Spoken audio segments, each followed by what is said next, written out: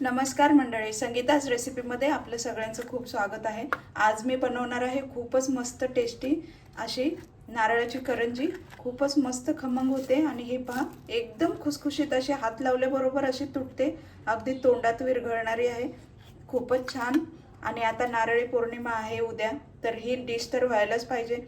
नारळाची कुठली पण डिश तुम्ही स्वीट बनवा आणि करंजी नक्कीच बनवा, खूपच छान आणि टेस्टी। आपल्या भावाला अशी छान छान रेसिपी मस्त खाऊ घाला।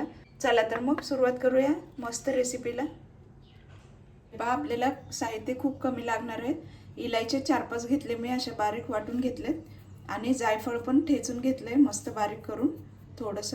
थोडे बदाम मी बारीक करून घेतलेत। 1 वाटी नारळाचा किस आहे, खवून घेतलाय आणि हे किंवा नारळ तुम्ही खिसणीवर खिसून सुद्धा घेऊ शकता। आणि 1 वाटी गूळ घेतलाय, चिरून घेतलाय। हे पहा असा तूप लागणार आहे मोहन बनवण्यासाठी आणि हे 1 वाटी गव्हाचं पीठ आहे। आता आपण सुरुवातीला गव्हाचं पीठ मळून घेऊया करंजीसाठी आणि नंतर आपण सारण तयार करूया। तर आपल्याला आता मीठ घालायचंय, त्यामुळे काय होतं की चव छान लागते। चवीपुरतं मीठ घातलंय मी।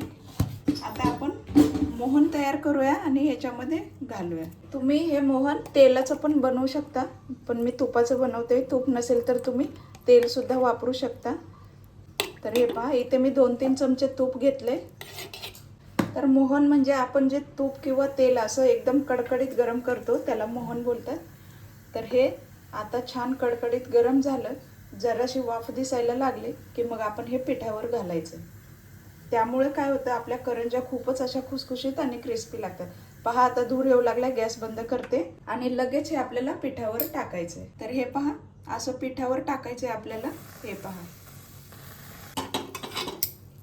तर हे मोहन जसं कडकडीत असेल तसं आपलं पीठ हे जे आहे ते कुरकुरीत छान असं मस्त आणि क्रिस्पी पण होतं त्याच्या करंज्या। आता हे आपल्याला चमच्याच्या सहाय्याने, कारण तूप आता गरम आहे म्हणून चमच्यानेच मी याला मिक्स करून घेते। सगळं मिक्स करून झाले। आता थोडं थोडं पाणी घालून मळून घ्यायचे।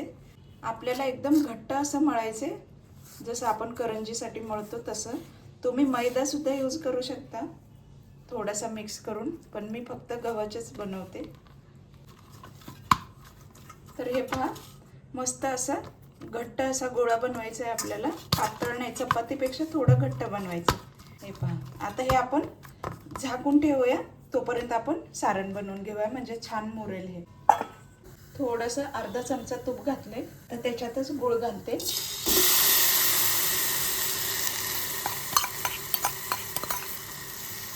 गुळाचा आपल्याला पाक नाही बनवायचा आहे, गॅस बारीकच ठेवायचा आहे आणि गूळ आपल्याला फक्त वितळवायचा आहे।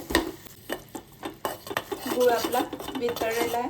आता याच्यात आपण ड्रायफ्रुट्स घालूया, इलायची वगैरे, आणि हे नारळाचा किस पण घालायचं। मिक्स करून घेऊया। अतिशय सोपी पद्धत आहे। आपल्याला हे भाजत पण बसायचं नाही। याचा जरा ओलसरपणा कमी झाला की गॅस बंद करायचा। थोडासा मी आता मीडियम गॅस ठेवते। हलवत राहायचे। कुठल्याही गोड पदार्थामध्ये थोडंसं जायफळ पण घालायचं, त्याने खूप छान चव येते। खूपच मस्त। आता आपण गॅस बंद करूया आणि हे सारण थंड करू। पीठ मुरले, थोडंसं आपण ह्याला असं मळून घेऊया। आता याचे आपण गोळे असे बनवून घेऊया, खाली चिकटू नये म्हणून थोडंसं पीठ लावून जरी आपण लाटून घेतलं तरी काय हरकत नाही। हे पहा, तर हे पहा असं लाटून घेतलंय। आता हे सारण आपल्याला असं एका साईडला टाकून घ्यायचं आणि दुसरी बाजू आपण अशी बंद करून घ्यायची। तुम्हाला जर मोड घालता येत असेल तर तुम्ही मोड घालून पण बनवू शकता, पण मला मोड जमत नाही म्हणून मी कटरनेच याला कट करणार आहे। हे पहा,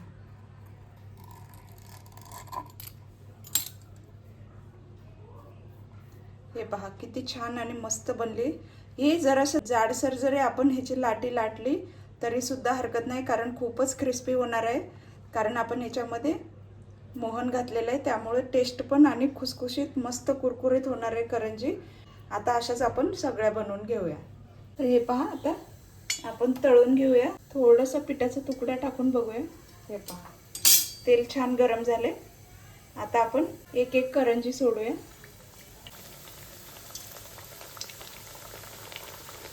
तुम्ही हे तुपामध्ये सुद्धा तळू शकता किंवा तेलात सुद्धा तळू शकता. पलटी करूया. तुम्ही अशा करंज्या नक्कीच बनवून खा, खूपच टेस्टी होतात ओल्या नारळाच्या करंज्या.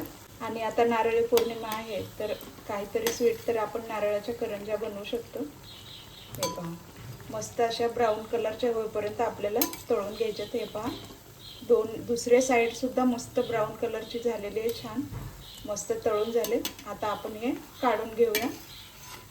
असं तेल निथळून घ्यायचं, म्हणजे त्याच्यातलं एक्स्ट्रा तेल आहे ते असं गळून जातं कढईमध्येच. असं थोडंसं निथळून मग काढून घ्यायचे. हे पहा, दुसरेही आपण अशाच तळून घेऊया. त्या तुम्ही लहान मोठ्या तुम्हाला जशी साईज आवडत असेल तशा तुम्ही बनवू शकता. तर तुम्हाला ही नारळाची करंजी कशी वाटली, आवडली असेल तर नक्कीच लाईक करा, कमेंट करा, शेअर करा. आणि अशा छान छान घरीच अशा रेसिपीज बनवा. सणासुदीला गोड घरीच बनवा. हेल्दी राहा, फिट राहा. चला तर मग भेटूया पुढील रेसिपीमध्ये. थँक्यू. काढून घेऊया आता.